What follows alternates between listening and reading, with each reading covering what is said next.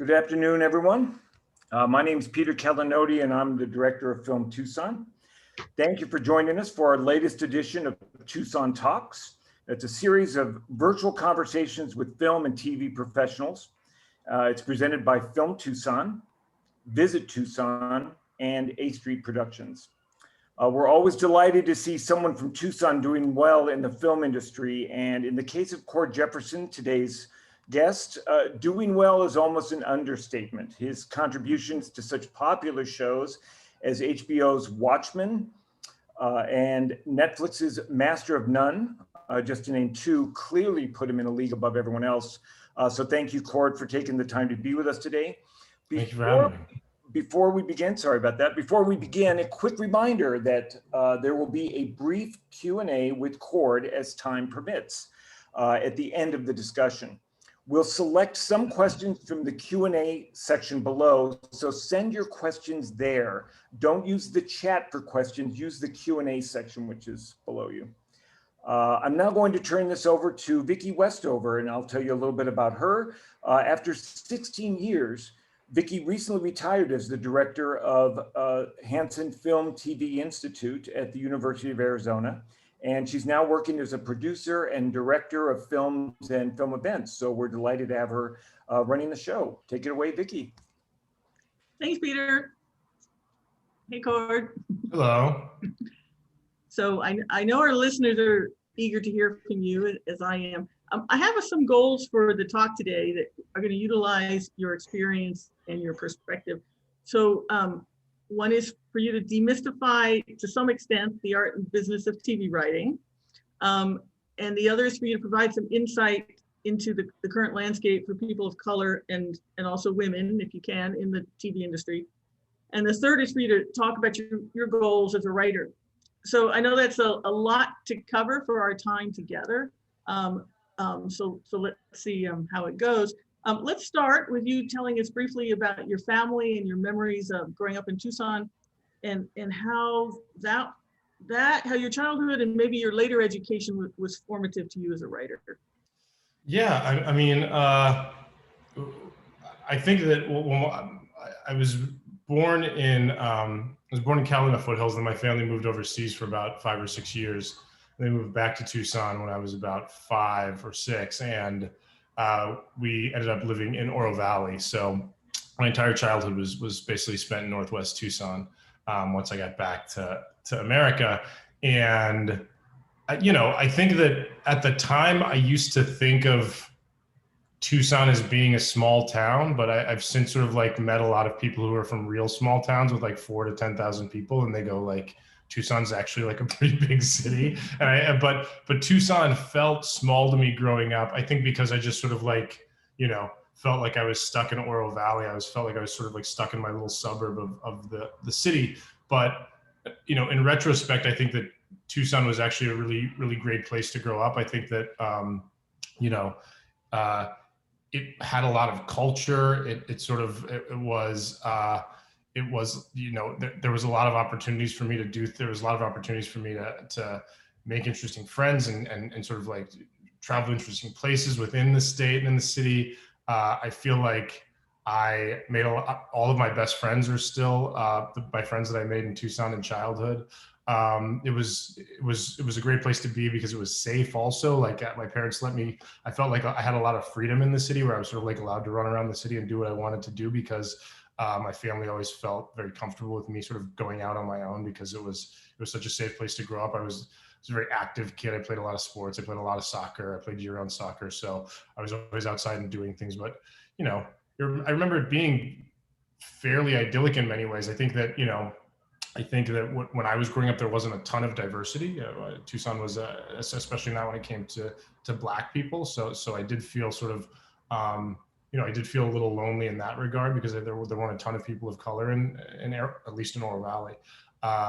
There was, obviously a big Latino population and a big white population, but outside of that, there wasn't much diversity. So if I could sort of wave a magic wand and change one thing about my childhood, it would probably be that. But for the most part, it was a pretty nice place to grow up. And I think that, if I have as far as my writing career, I think that you know, I always tell people that I think that my super ability, my sort of like superhero skill, if I were to have one as a writer, I think is that I'm incredibly non-judgmental. And I think that I always tell screenwriters, and all writers really, but particularly screenwriters, you have to be sort of incredibly non-judgmental when it comes to your work. I think that that's how you make interesting characters, and that's how you make interesting stories. I think that if you know, whenever I'm watching something and there's an incredibly binary world where it's good guys and bad guys, and the villain feels very 2D, and he's just evil because he's born evil, and we're saying that he's inherently evil and these people are inherently good. I always tune that out very quickly. I think that I'm much more drawn to stories where there's sort of like people are layered, and there's depth to the people, and there's depth to their situations, and there's depth to their problems in a way that sort of you start to feel like they're actual human beings. And I think that, so if you want to write characters that feel that way, I think you have to be an incredibly non-judgmental person. So I was raised in a home that my father is a Black Republican. My mother was a white liberal. They sort of like looked at the world from incredibly different places, but also sort of they understood each other, and they had a lot of middle ground between them. And so I grew up, never, being forced by both of them to sort of ask questions about the things that were being taught to me, and ask questions about the world, and sort of, figure things out on my own.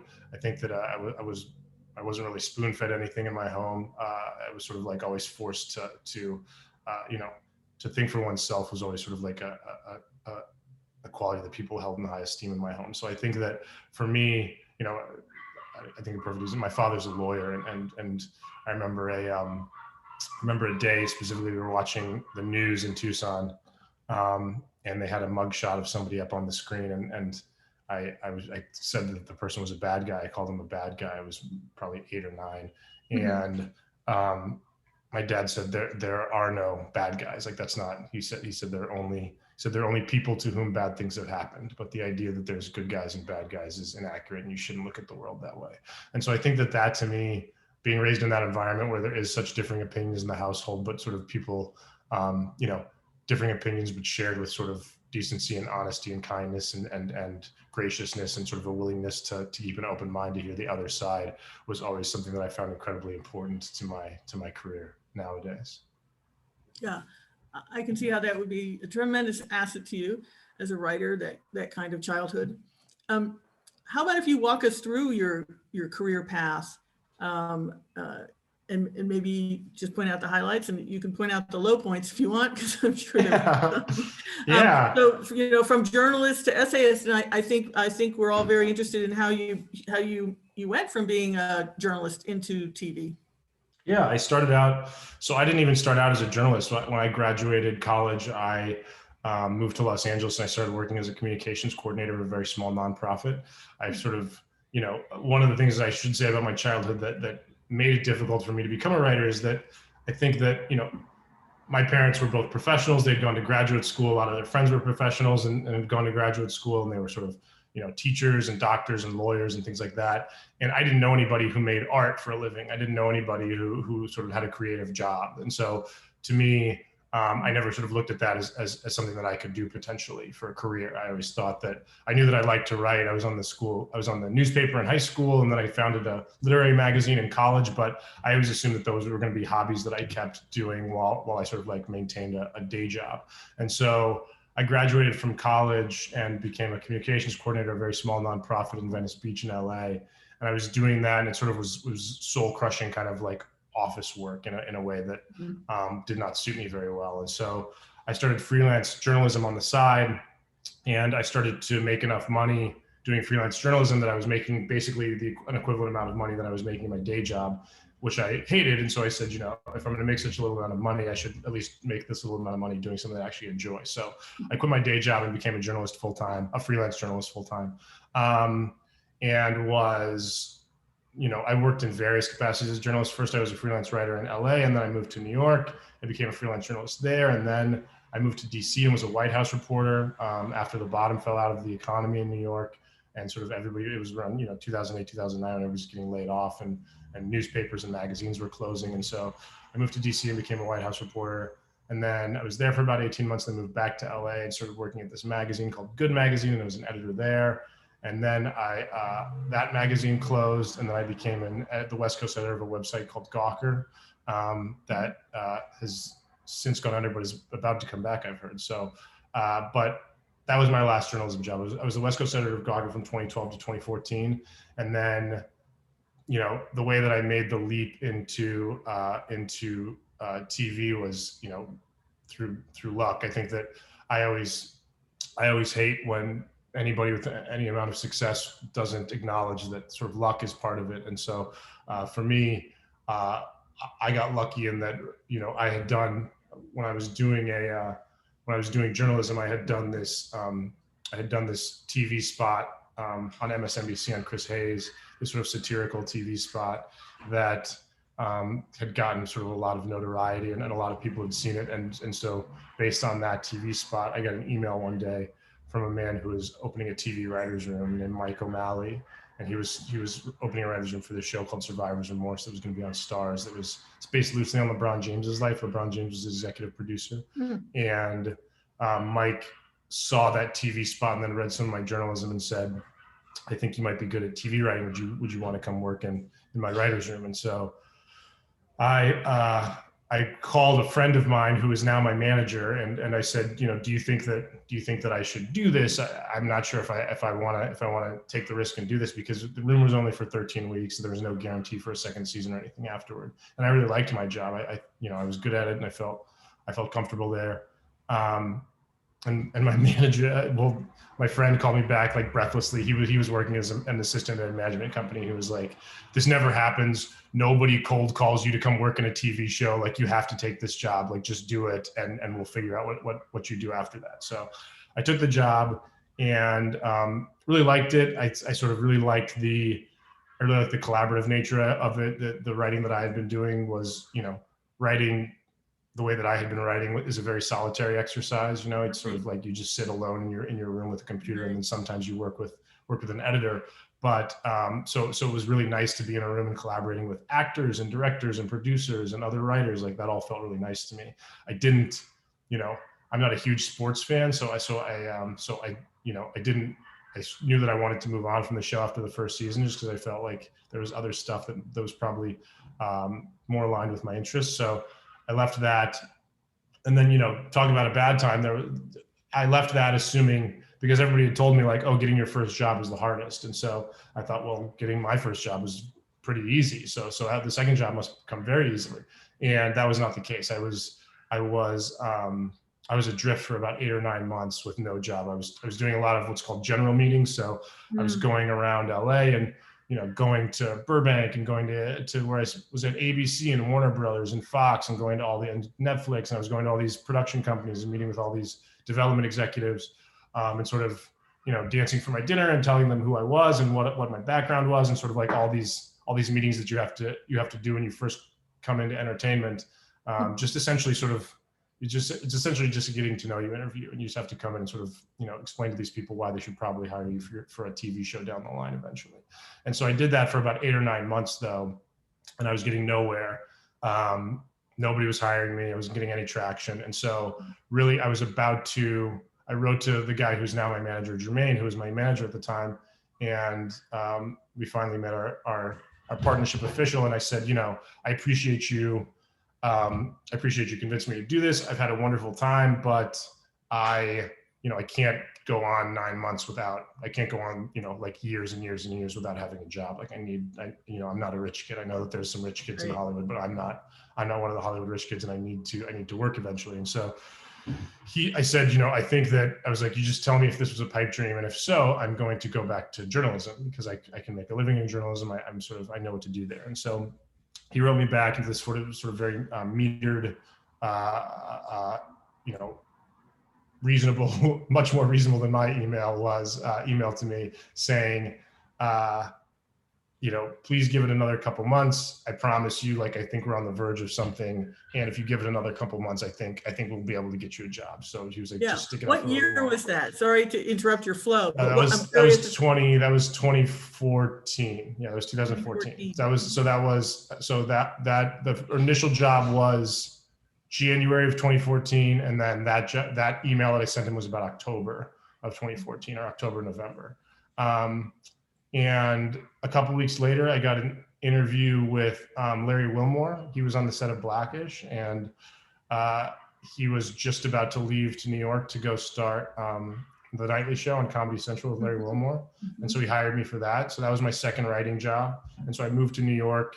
I moved to New York in December of 2014 to start working on the nightly show. And then after that, I learned a lot. Like, working on a late night show is great because you're forced to pitch and write a lot, and you get your sea legs when it comes to writing. You get your sea legs when it comes to rejection, which you need to deal with a lot in this industry. And so you're constantly pitching jokes, you're constantly pitching ideas, and they're getting shot down, but some of them make it through, and sort of you learn what starts to make it through, and you start to learn to sort of the tone and the style of the show that you're making.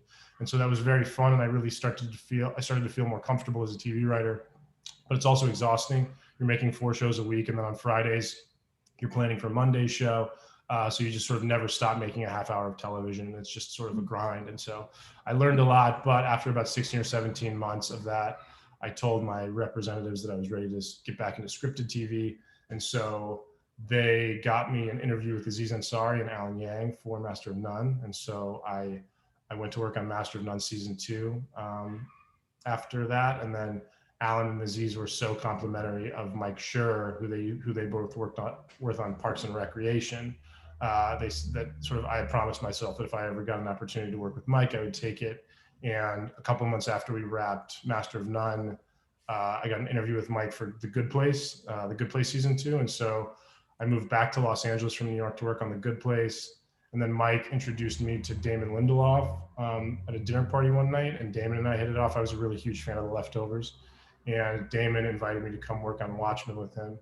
And so I started working on Watchmen in September of 2017. And then via my connection with HBO and Watchmen, HBO sort of asked me to come to do a consultancy on Succession season 2. So I went to Succession in 2018, and then back to Watchmen, then back to The Good Place. And that essentially, that brings us up through, Watchmen premiered 2019. Yeah, so that's basically through 2019. And then I was working on this show called Station 11, that's based on this novel called by Emily St. John Mandel. That's about a global pandemic, actually. that was, we were in the middle of shooting it when COVID happened, and so we had to shut down production. And I think the production's almost at the end, so that should be premiering on HBO Max sometime, I think, later this year. That essentially brings us up to today. Yeah. Very impressive path, all great shows. Thanks. So speaking about journalism, I saw that you created a fellowship in partnership with the Writers Guild of America Foundation, the Susan M. Haas Fellowship in honor of your mother, to help out-of-work journalists break into TV. Can you tell us more about that endeavor? And then what do you think someone with a journalism experience brings to TV storytelling that might be different than someone who comes from a different direction? Yeah, so I started that because since I've been working in TV, I get an email a month from journalists asking how, sometimes more than an email a month from journalists asking how to get into television. And I would always give them advice and sort of tell them what I think that they could do, but I always wish that I could do something more material than just give advice on a phone call or an email. And so, when I signed an overall deal with Warner Brothers last year and came into, more money than I ever thought I would make as a writer. And so I thought that this was an opportunity to actually, put my money where my mouth was and give journalists an opportunity to make it in film and television. I think that, I think that there are gatekeepers in this industry who try to make it seem like you need to be some sort of artistic genius in order to write good television or good movies. And I don't believe that to be true. I believe a storyteller is a storyteller is a storyteller. I think that if you can write a novel, you can probably write a screenplay. And I think that if you can write a screenplay, you can probably write a comic book. And I think that if you can, tell an intriguing story around a campfire, you can probably become a journalist. Like, I think that these skills translate. I think that, and I also think these skills can be developed. I don't think that you're like, I think obviously some people are born gifted and talented, but I also think that other people who are not born with the same talents can still become great writers. And so I just believe that if I sort of, wanted to try an experiment where if I gave people who had never been in this industry before some money and some resources and some education, I think that they could make great TV writers and great movie writers. And I think that, so I also think that journalists have, I think the skills that translate from journalism to film and TV, or, I think that to be a great journalist, you kind of have to be a Renaissance person. I think that you have to be interested in a lot of different things, because you never know what you're going to, because one day, obviously there's beats, but even on your beats, you're going to have to look through police files, and you're going to have to look through like building codes. You're going to have to do FOIA, like demands to the government. You're going to have to sort of, or maybe you might be writing about sports one day. You might be writing about crime the other day. I just think that you have to be incredibly engaged with the world to be a great journalist, and you have to be interested in, you're also talking to a lot of people, so you have an ear for dialogue. You should, or at least you're making phone calls and interviewing people. You have to be interested in how systems work and why people do the things that they do, the motivations for industries, and the motivations for corporations, and the motivations for human beings. These are things that you're always thinking about. And so I think that all of those things translate really well when you're thinking about character motivations, and you're thinking about, what a certain person might say in a certain situation. All of those things, I think, translate really well. And I also think that, nowadays, I just think that with journalism the way that it is, which is, it's such a struggling industry, I think that a lot of people who might be great journalists, I think that, should probably look to film and television, because it's only expanding right now, and there's the opportunities in this industry seem like they're only growing. Right. Well, I immediately also began to think about, having good research skills, and that sort of brings me to Watchmen, which I really enjoyed, and congrats on your Emmy. Thank you. Along with Damon Lindelof. Specifically for the episode, The Extraordinary Being, which was about the Tulsa Massacre. So what kind of research went into writing that episode? And did you learn something in the process that you didn't know about that history? Yeah, I had known a little bit about the Tulsa Massacre. That was something that I had grown up knowing about, but I only knew about it glancingly. It's not something that I knew a ton about, but I remember hearing about it in childhood. And when we started that show, we all started by reading this book called The Burning by a journalist named Tim Madigan, and it's just one of the first, in-depth discussions about what happened there, and and the sort of a play-by-play of what went down in that tragedy. And so I read that, sort of started to understand it on a deeper level, and that to me sort of it was, if you're going to make a great show, then sort of research has to be part of. I always think that research has to be part of the process. When I worked on Master of None, the episode that I wrote on Master of None was called New York, I Love You, in season 2. And it's sort of a triptych of different New Yorkers' stories. So it abandons following Aziz and the other characters, and it starts following a doorman and a cab driver and a deaf couple. And in order to write that episode, we brought in deaf people and interviewed them for a couple hours about their lives and what they wish people understood about their lives. And I interviewed a bunch of immigrant cab drivers and asked them about their lives and asked them what they wish people knew. We brought in doormen and interviewed them at length too. So I think that, to your point, I think that sort of research and that kind of in-depth, immersing yourself in the stuff that you're going to write about is incredibly important. And I think that, that's what really makes shows stand out, when you give it that authenticity instead of just, I always feel like I can really tell when without naming names, I feel like I can tell when people haven't put in their research into what they're talking about. And I think that you can especially see it when, it's somebody trying to write about sort of, writers' rooms remain, writers' rooms are diversifying all the time, which is great, but writers' rooms still remain a place dominated by largely straight white men.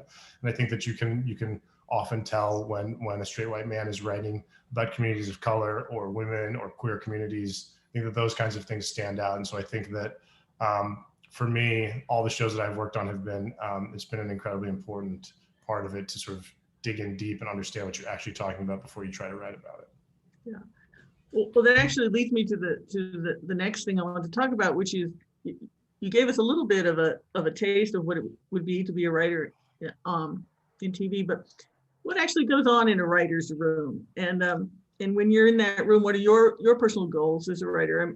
You've spoken a little bit about it, but give us more of a picture of sort of what a writer's room is all about. A writer's room is just, you know,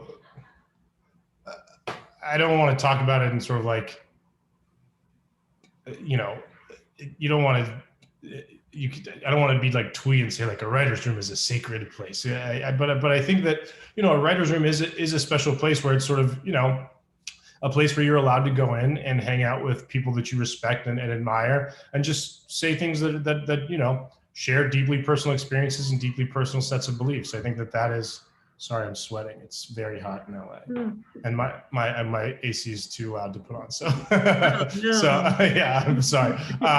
But it's a special place, and I think that what goes on in the writer's room largely is, you know, you come in and just, if the actual technical process is, you come in and the showrunner decides what they want the show to be, what they want it to be about, and sort of like they might come in with an understanding of the beginning and the middle and the end of the season and what they want that to look like, and then it's your job with the rest of the writers to fill in the blanks. And so you do what's called breaking the season, and so that is just sort of essentially planning out what the big beats and the major episodes and the major character points of the season are going to be. And then once you've done that, once you've broken the season, then you start going episode by episode and individually breaking episodes. And so, you know, oftentimes after the showrunner will write the pilot, you'll break that episode. And then after the showrunner writes the pilot, then they might say like, okay, Cord, I'm assigning you episode 2. And so then after I broke it together with the help of the room, then I would go off and write the first draft of the second episode. And after I wrote the first draft of the second episode, I would bring it back and everybody would work on it together. And the room would break it, and the room would get in. You know, if it's a comedy show, the room gets in and starts adding jokes and lines and new pitches for you know, specific sight gags or whatever. If it's a drama, then that might not happen. You might not have a room punch up. If it's drama, generally your draft just goes back to the showrunner, and the showrunner rewrites it as he or she sees fit, and then that's what goes to screen. Yeah, fascinating. So you were talking a little bit about, we've only talked a little bit about diversity. The last study I saw said that 90% of showrunners were white. So, but there is some cause for celebration recently, right? We've seen your work, and we've seen the work of other people, obviously Jordan Peele and Misha Green, who created Lovecraft Country. A couple of people that I know, Sidney Freeland, who's Navajo and who's directing and writing for TV, and Sierra Teller-Anelis, who's Navajo also and co-creator of Rutherford Falls, just to name some people. And I'll note that Sierra is actually from Tucson as well. So I did not know that. I did not know that until you told me that. That's amazing. We are cheering her on. And it was exciting that the show got picked up for a second season, and yeah, disappointed that Lovecraft Country wasn't, but I know that one was complicated. Yeah. So what do you see happening in the industry in terms of people of color? And maybe you have some insight into women as well in the writer's room. And along with that, what do you think is the best way to bring new talent and truly create an inclusive space that's lasting, not like a temporary inclusive? Yeah, I mean, I think that there's a lot of great people of color working in this industry right now. There's a lot of great women. There's a lot of great, you know, queer people working in this industry right now, which is all exciting. And I think that, you know, it seems more diverse than it's ever been. But I think that for me, I think the next phase is to diversify the executive ranks, which remains still incredibly white. So I'll be in rooms pitching stuff or having general meetings with networks, and, you know, it's just incredibly, incredibly white, these rooms. And I think that sometimes, you know, I will say that this is obviously anecdotal, but, you know, this is anecdotal in a way that I've heard this anecdote from multiple different Black people, which is, you know, one of whom is my manager, and my manager says, you know, every time that we're working with a Black executive, the it tends to be a little smoother. Like just the path tends to be a little smoother than it does if we're working with a team of all white executives. And so I think that for me, diversifying those ranks and sort of actually getting people of color more in those jobs, and sort of, because I think that I also think that sometimes, just for me, I find it sometimes that there's an incredibly limited view of what a Black story can look like. I think that like a lot of Black, just as an audience member, I think that I am, not that I don't think that these things should exist, because sometimes they're people's lived experiences, and obviously it's history, but I sort of am interested in why, I'm always interested in why it seems like there's just so much like slavery content, for instance, and why there's so many movies and television shows about slavery, and why there's so many movies and television shows about racism in the 1950s, and why there's so many movies like it just seems like why I think that for me, I'm ready. I love, one of my favorite directors is Noah Baumbach. I love Noah Baumbach's movies. I think that Squid and the Whale is a masterpiece. It's one of my favorite movies. And I really liked Marriage Story. And I think that, unfortunately, I think that you could not change a word of that script and cast it with Black people, and you could keep it the exact same. You could make it like you wouldn't have to change a single thing in that script and just make it about a Black family.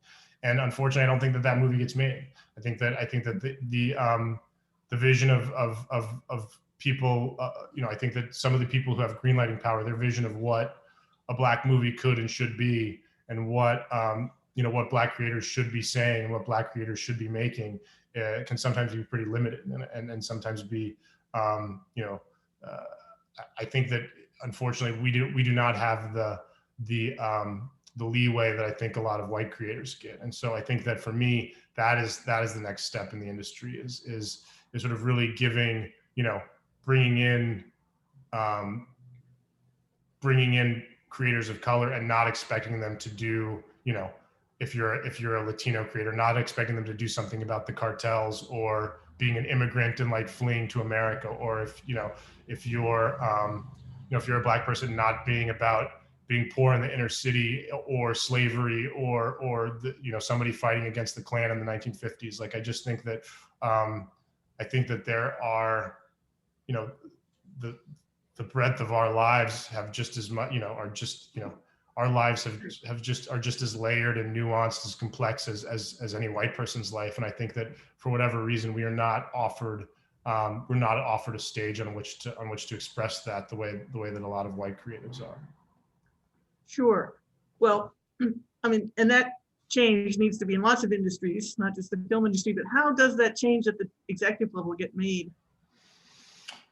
I mean, that's a good question. I don't, that's the $64,000 question. I don't work in these kinds of places. So unfortunately I can't do that. But I think that, I would hope that executives just start to, I think that is, I will say that I think that is also slowly changing. I think that there are, I think there are a lot of wonderful Black executives who I've worked with, and whom I hope to work with down the line. So I think that there's a lot of women in these meetings. Like there is increased diversity in these rooms. So I don't mean to say that, it's still entirely white, but I think that what needs to happen is that, I think that they need to start opening those doors, and start opening those internships, and opening those opportunities to a lot of, people, Right. people of all races and genders and orientations, so that they can come in and sort of, and I think that once they're in there, you need to, because there's also a thing that I call diversity decoration, where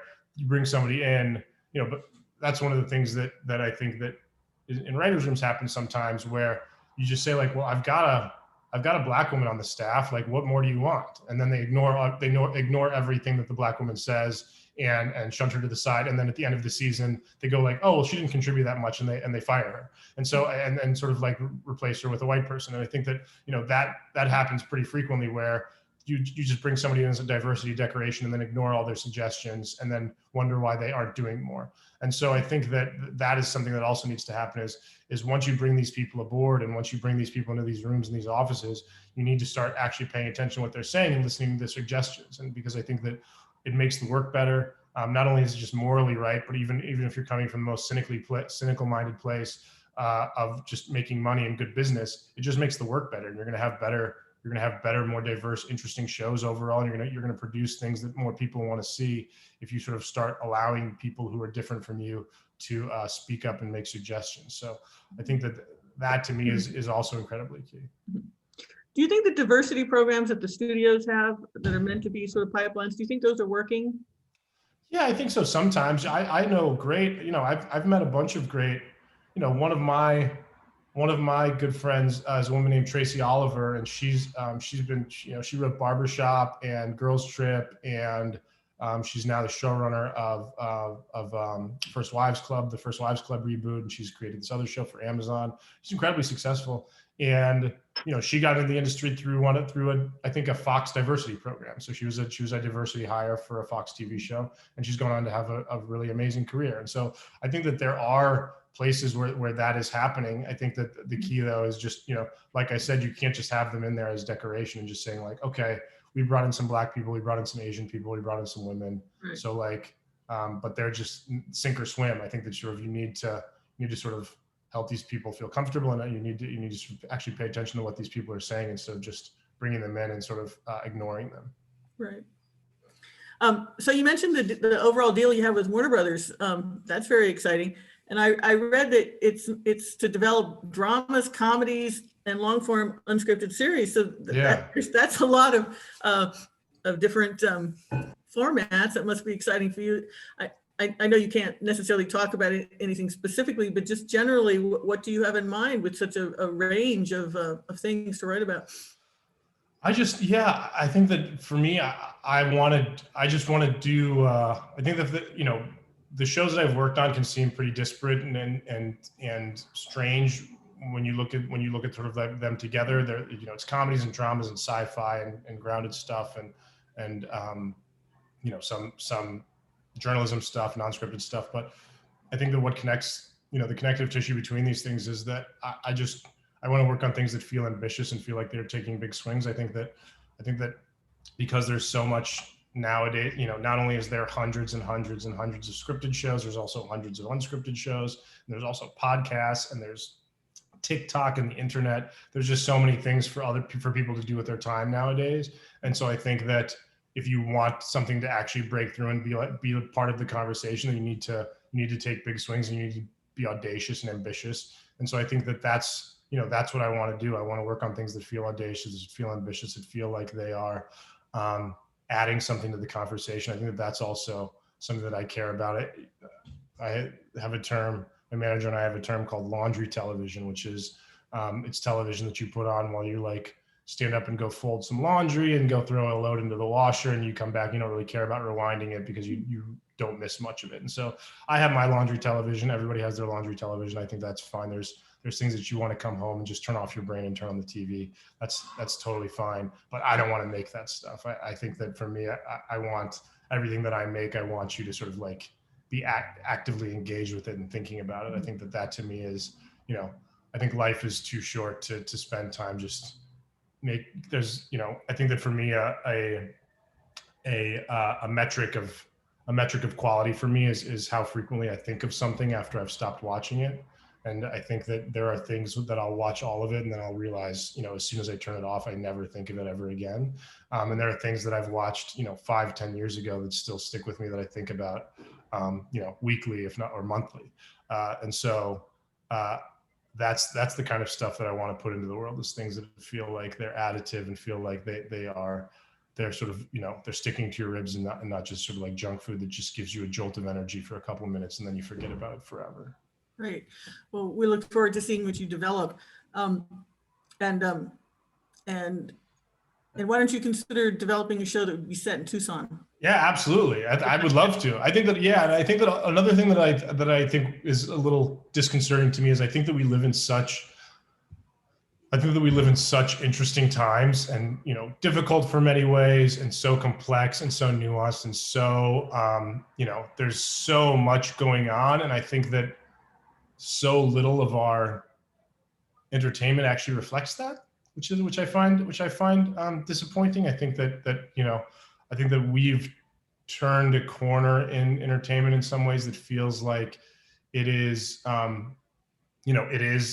just popcorn entertainment, as opposed to, I think, sort of like things that are really making you think about the world around you. And I think that is I think that has been a sort of an unfortunate turn to me. And I think that hopefully we're getting to a place where we're going to have stuff that actually sort of speaks to the moment around us and speaks to the world that we're living in, because I think it's an incredibly interesting world right now, an incredibly interesting moment in time that hopefully we can make some art that reflects that.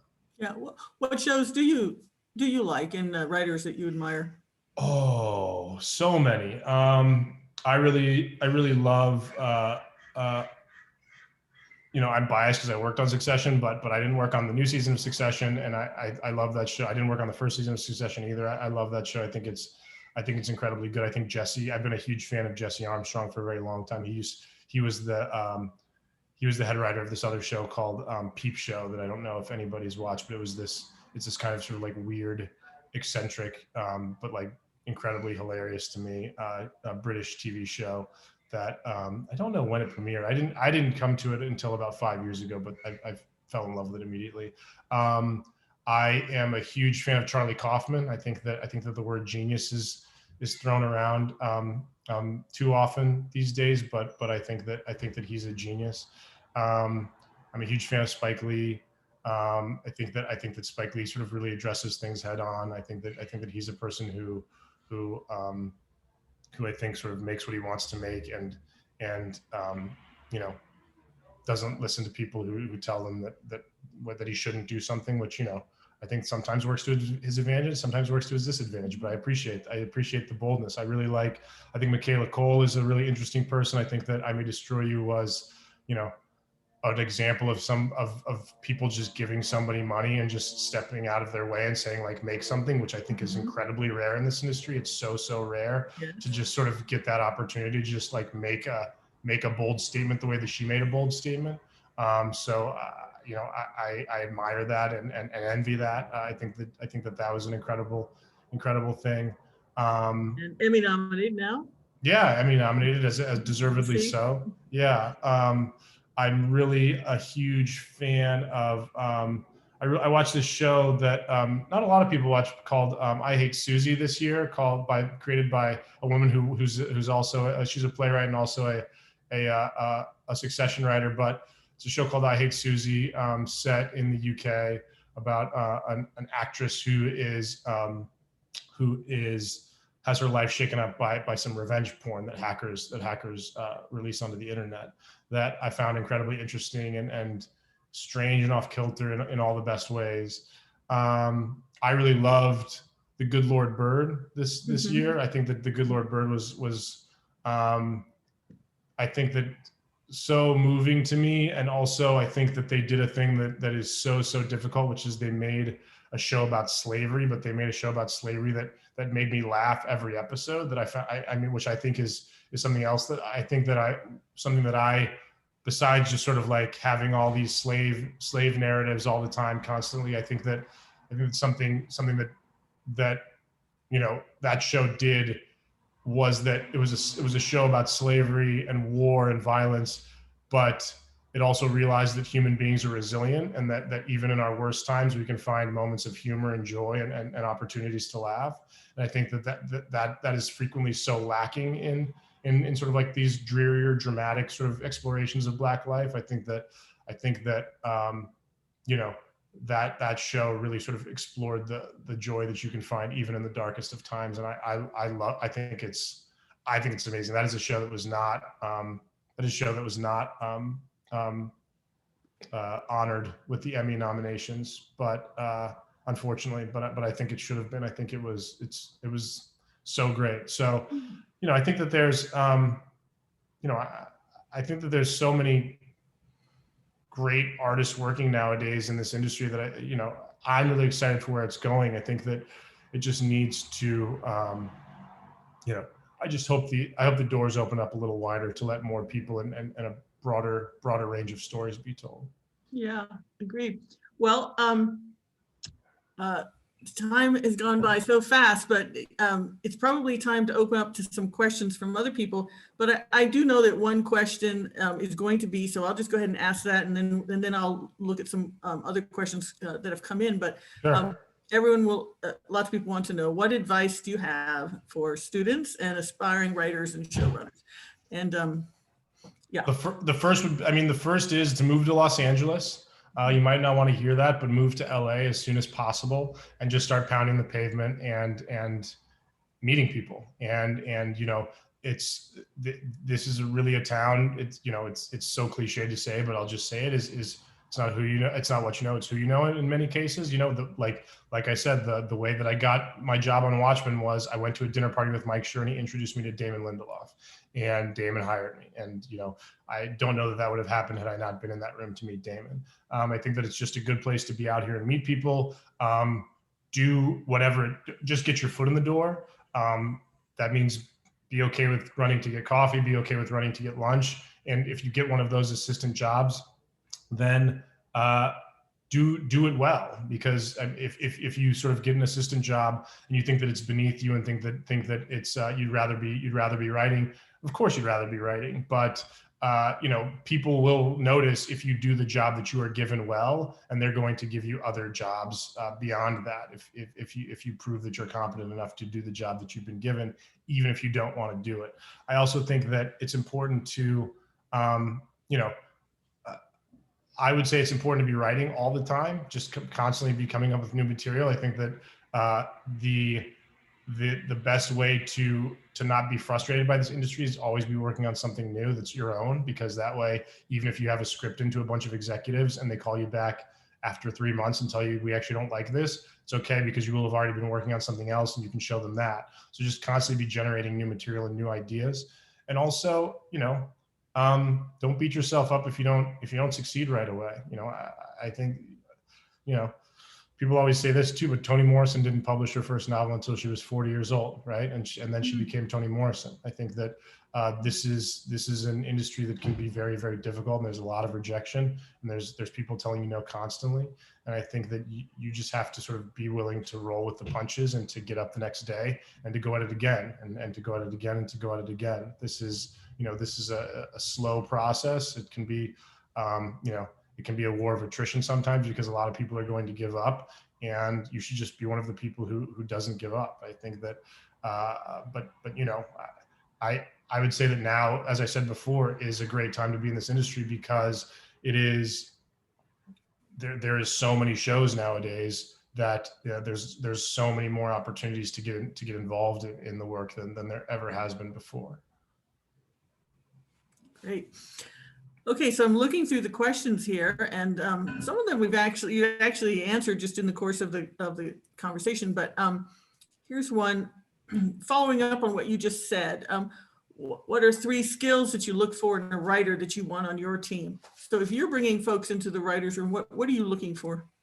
I'm looking for voice. I think that's an incredibly important thing. I read a lot of scripts and from you know, writers who've been working in this industry forever, and I'll read it and it will be absolutely competent, and there will be a beginning and a middle and an end, and it will, you know, there will be jokes, but it will also feel like it was written by you know, an AI that has learned how to write scripts, that I just sort of have no idea who this person is. And so I really get excited when I read a script that just has some voice, that I'm like, oh, this is a person that, even if it's a crazy concept, even if it's the most absurd thing in the world that's never going to get made, I think that some people start to write, some people in this industry, you know, especially when you're starting out, you try to write toward the market, and you think that, like, oh, I need to write something that isn't expensive, that is going to get made, that sort of like somebody's gonna look at and say, like, okay, we can produce this.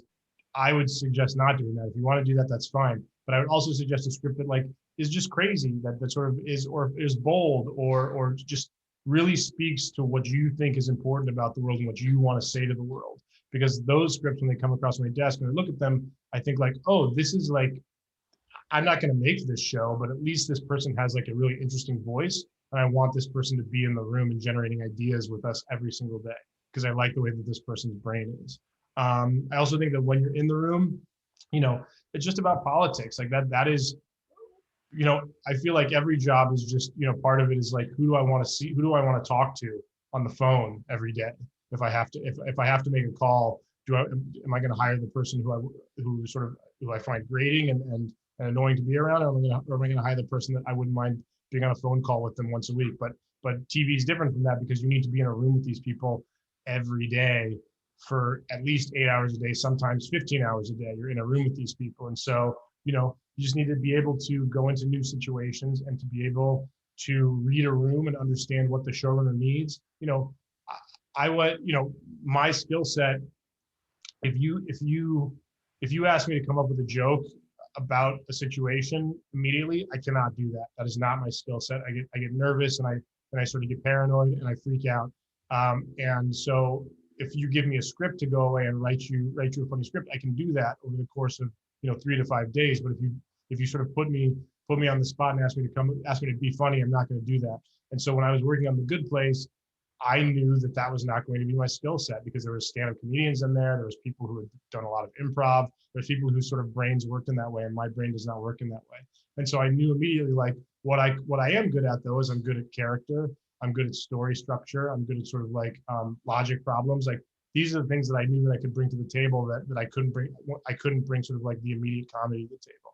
And so I was honest with myself about what my abilities were. I was honest with myself about what I could bring that other people couldn't bring, and that's what I made sure to highlight when I was in discussions in the room. And so I think that that's also something that's important. Be incredibly honest with yourself about what your abilities are and what your skill set is.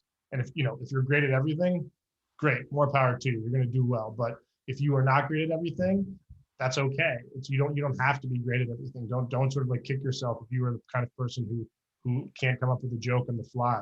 You'll still be a valuable asset in a comedy writer's room if you sort of like to start to hone the other skills that make a show worthwhile. So those are sort of my main things. And I also think don't be afraid to write about yourself. That's another, that's something that's also going to sort of lead into your voice. I mean, some people are nervous, apprehensive about putting themselves on the page, but putting yourself on the page is another way for people to understand who you are. And so it's writing something that feels autobiographical, that feels really authentic to your experience is also going to help your voice really shine through as opposed to other writers.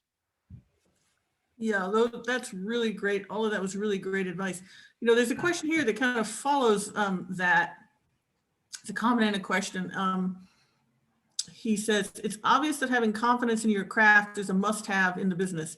However, overconfidence in your craft could blind you from seeing the big picture. I'm curious to hear how you went about keeping yourself confident throughout the many highs and lows of your career, all while keeping in check the reality that is. Thanks. I wonder that too, when you were talking about making the transition, I thought, wow, the level of confidence you had to have in that first time you were in that room, that first time you were in that writer's room was like. Yeah, I mean, I think that's the thing though, is I'm a person who's actually not incredibly confident. I still have imposter syndrome in my job every day. I think that though what you have to do is, I think that human beings should be more comfortable being afraid. I think that good things come when you're able to sort of like plow through your fear. And so I was terrified going into that writer's room. I was so nervous on my first day at the nightly show that I almost passed out in our first all hands meeting. I remember seeing spots and having to sit down because I was going to pass out in front of everybody because I was so scared. But what I did was I calmed myself in the moment, and then I got up the next day and I went into the office, and I calmed myself and I got up the next day and went into the office. And after about 3 or 4 months, I started feeling comfortable and felt like I could do this job as well as the other people in the office could do the job. And so I think that the key is just I'm not an incredibly confident person. I sort of beat myself up all the time because I think that I screwed something up or the script's not good enough. I panic every time that I send out a new piece of writing because I think people are going to come back and tell me it's terrible.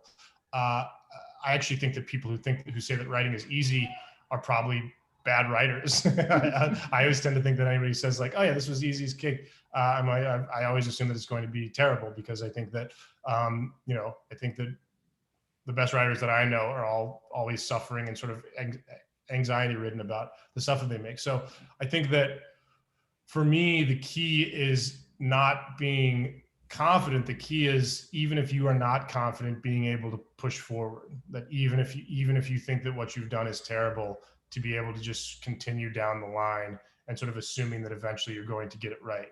That's how I've done it. I think that I've just forced myself to push through my fear, and I think that sort of on the other side of fear is going to be a lot of the sort of joyful, successful moments that you're talking about. Right. Resilience. It's about resilience. Absolutely. Here's an interesting question from a teacher. I teach at a community college, and we're growing and updating our media and communications classes and programs.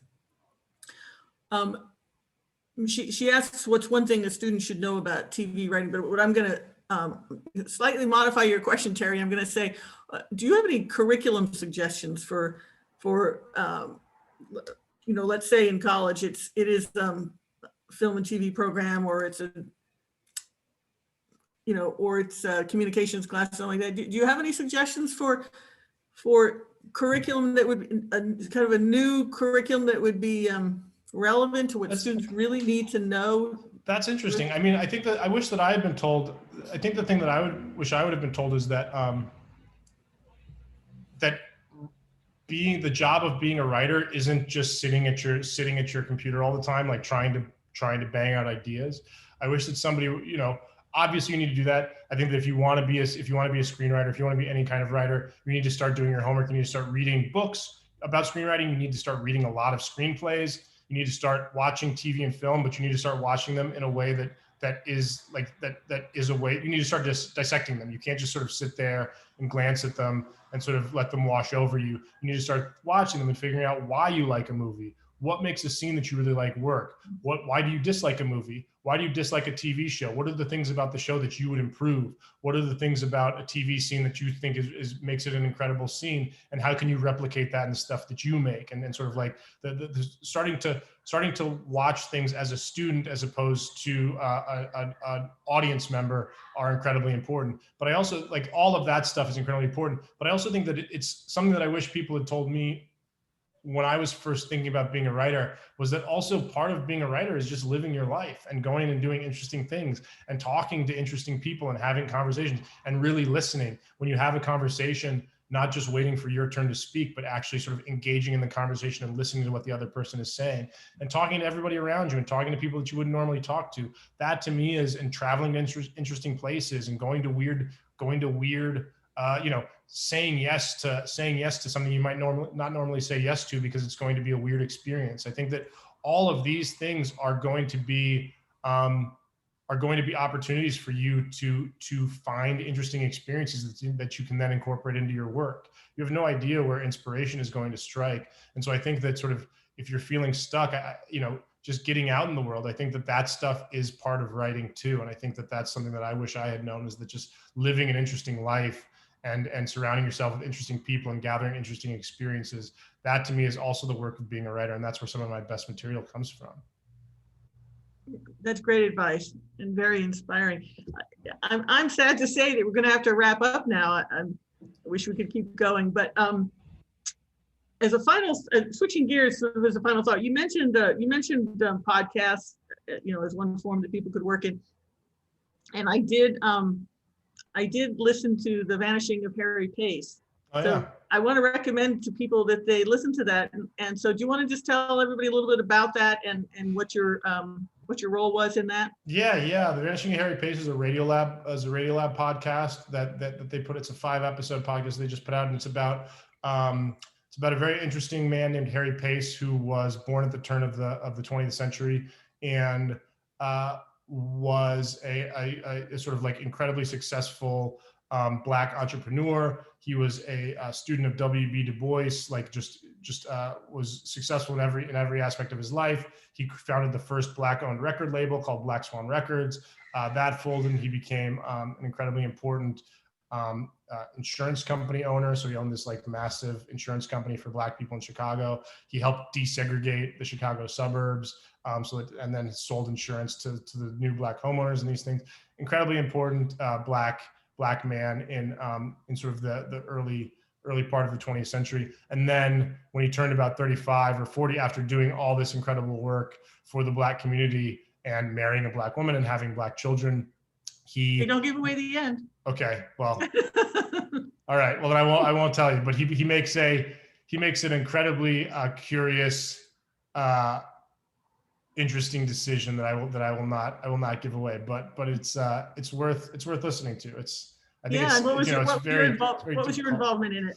They just asked me to come and be a consultant essentially, and sort of talk to them about some of the ideas in the podcast and what I thought, and some of my some of my takeaways from his life, and just sort of a contributor in that way. I really love doing it. I think that I'm a huge fan of Radiolab, so I was delighted to be involved. Yeah, well, I all of you listening, I really recommend that you listen to that. It's very fascinating. Peter, do you want to come back and say goodbye? Unfortunately, we have to end. Sure. Maybe we need to do Cord Jefferson Part 2. Yeah, I would love to. I honestly would love to come. I'll come back anytime. Yeah, please. Yeah, this has been fun. And I'm sure the way your career is going, we'll have a Part 2 very soon. We'll be able to talk to you about a whole breadth of other work that you're doing. It's really I would love that. I would love that. Yeah. To quote someone here that in the Q&A, thanks Cord for being so inspirational and insightful. Thank all of you who attended and sent in those fantastic questions. Be on the lookout for the next one in the coming months. Thanks everybody. Good to see you. Thank you. We'll do it again soon. Thanks guys. Bye. Thanks Cord. Bye. Thank you. Talk to you later. Bye-bye. Bye.